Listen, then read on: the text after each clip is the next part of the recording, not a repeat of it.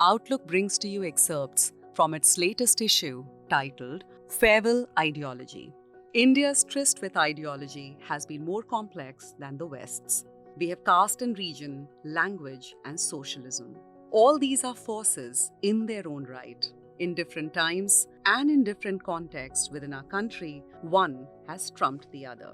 Outlook's latest issue looks at some of the regional and national political parties and the shifts in their ideological stance as they strive to navigate political power, coalition politics, and opportunism. It is a reminder for us and for them about what they stood for once, lest we forget.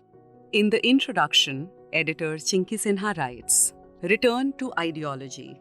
There is now more than ever some need for utopia.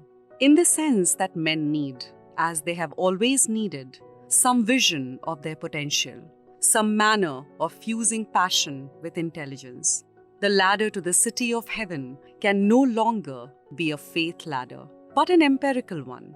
A utopia has to specify where one wants to go, how to get there, the costs of the enterprise, and some realization of and justification for the determination of who is to pay." Daniel Bell. It was in 1960 that the end of ideology was announced in a book called The End of Ideology on the Exhaustion of Political Ideas in the 50s by Daniel Bell, where the American writer argued that political ideas had lost their grip on people's imagination and emotions. Bold blueprints were no longer desired, he said. And with that, he pronounced the 1950s as the graveyard of ideologies. There was no commitment to a cause, no yearning for deep moral satisfaction. But the 1960s saw a return to liberalism and old-school capitalism, as well as a return to moral values in the Western world politics. We have since then alternated between the endings and the beginnings in the Western social sciences, which is also what framed our ideological debates in the early years of India's independence. In binaries, left and right, liberalism and illiberalism, socialism and capitalism. But we often forget the context of time and place.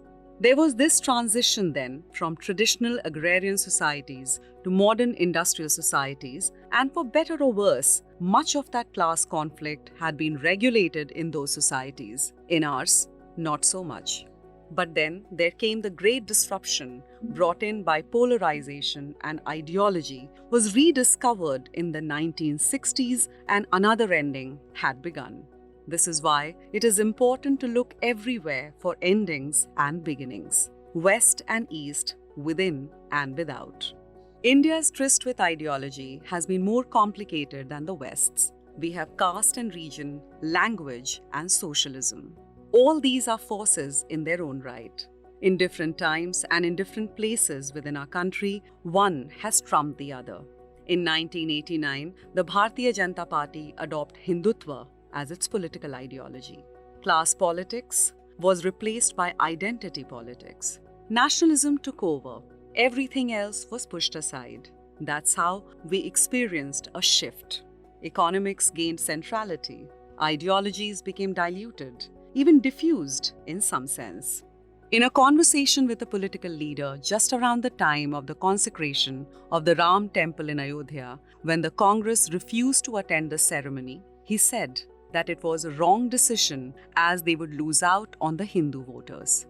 Secularism as an ideology has run its course. Hindutva as an ideology will also become obsolete, but the question is the time frame for that to happen.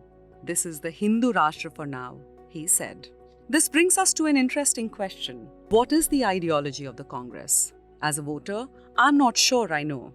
The locks of the temple were opened in 1986 under the Prime Ministership of Rajiv Gandhi. And over the years, the party's stance on Ram Mandir has changed several times.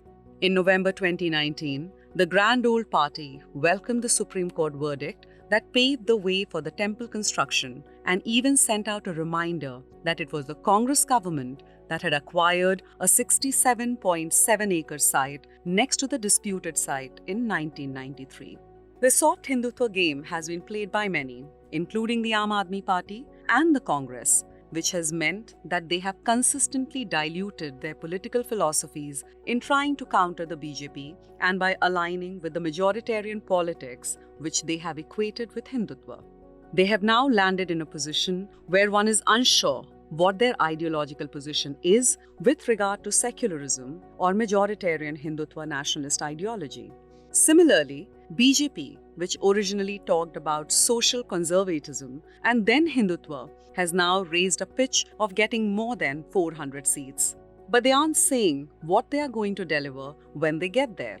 Yes, they have held on to the Hindutva ideology and talked about development and being a superpower. But then, the Ram Mandir is already there and the promise has been kept. What's next? Is there a blueprint for that? They have said they are committed to nationalism and national integration, to democracy, to Gandhian socialism, and to positive secularism. Sarva Dharma Sambhava. India doesn't operate in the same terms as democracies in Western countries, where the ideological spectrum is defined in left-right terms and is shaped by underlying socio-economic factors. In a country like India, we are faced with political parties that are personalized factions or show dominance by a single organization. Political change is now a rearrangement of parties that are obsessed with access to power and resources. Individuals, not ideologies, dictate our politics. Look at Narendra Modi and Rahul Gandhi. They are individuals who serve as champions of consumption communities, and we are now at a point where party politics has become transactional and more authoritarian. Consider the Janata Dal United, whose Nitish Kumar was recently sworn in again as the Chief Minister as a BJP partner in Bihar. I'm not sure what ideology his party represents because for a long time now, his politics has been transactional in nature. The lack of attention to political ideology is not a good trend. Ideology matters because as a voter, I'd like to know why I am selecting someone and what they stand for. The BJP's insistence on establishing ownership over cultural issues is in contrast with the opposition's secular policies. But with the opposition mostly playing around with soft Hindutva, how will that work in the next elections? Even if we look at 2014 BJP election campaign that was centered around a corruption-free government, we can see that it was to also make way for the Hindu identity both nationally and internationally. In the post-19 phase, the BJP has furthered its Hindu nationalist agenda by nullifying Article 370 governing the status of Jammu and Kashmir. Then it notified the Citizenship Amendment Act. In the states where the BJP is in power, they have introduced statutes against religious conversion.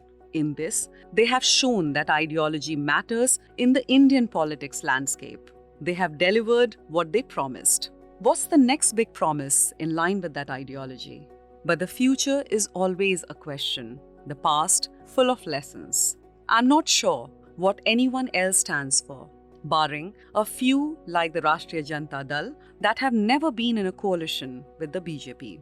Their ideology states that they stand against communalism in any form and espouse socialism for the sake of the dispossessed. In 1990, L.K. Advani's chariot leading the Ram Rath Yatra to galvanize Hindus was stopped in Samastipur in Bihar, and Lalu Prasad Yadav, a young chief minister then, arrested the BJP leader.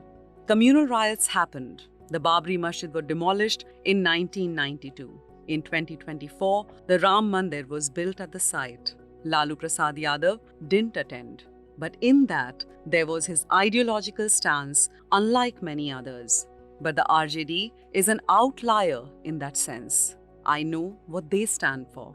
In this issue of Outlook, we take a look at some of the regional and national political parties and the shifts in their ideological stance as they strive to navigate political power, coalition politics, and opportunism. It is a reminder for us and for them about what they stood for once, lest we forget. Dravida Munitra Kazhagam, DMK's Udayanidhi Stalin, who is also the DMK's Youth Wing Secretary, said a few months ago that ideology is more important than power. We hope this isn't the end of ideology. According to a report by the Association for Democratic Reforms, ADR, between 2016 and 2020, 443 MLAs and MPs have defected and contested elections from the new host parties. Did they abandon their ideologies? Or did the parties they came from dilute their own? Did they do it for power or for survival? And if the BJP is wooing leaders from other political parties, is it not then diluting its ideology by getting people who stood for something else earlier? Bell had argued that in the post-1945 world, welfare state and secularism, mixed economy and political pluralism were largely accepted ideas. That's why the ideologies that demanded those had become redundant.